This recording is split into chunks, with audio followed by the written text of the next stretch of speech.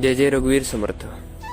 आयुष्यात लग्न करताना हा नेहमी प्रश्न मनात असतो की आपला घेतलेला निर्णय हा योग्य राहील का अयोग्य.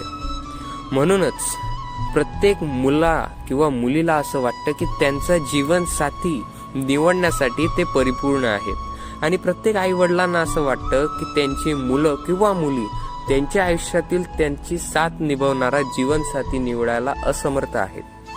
म्हणून प्रत्येक आई वडिलांची ही इच्छा असते की त्यांच्या मुला मुलीचा जीवनसाथी त्यांनी स्वतः निवडावा व प्रत्येक मुला मुलीची ही इच्छा असते की त्यांच्या जीवनातील जीवनसाथी त्यांनी स्वतः निवडावा. मग यात साम्य काय? याच्यातून कोणता मार्ग असा आहे जो पुढे जाऊन आपल्या फायद्याचा ठरेल? म्हणूनच जुन्या लोकांनी या वेगवेगळ्या पद्धती आपल्यासाठी लावून दिल्या. म्हणून जर आयुष्यात तुम्ही कोणतं लग्न करता तर त्या टायमाला फक्त तुमच्या आई वडिलांची असलेली संमती तुमच्यासाठी फार महत्वाची ठरते.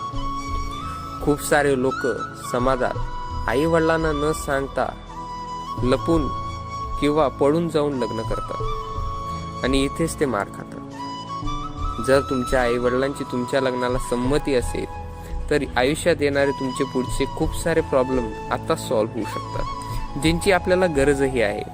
आई वडिलांच्या आशीर्वादाने झालेलं लग्न हे उद्या उठून तुमच्या फायद्याचंच ठरेल.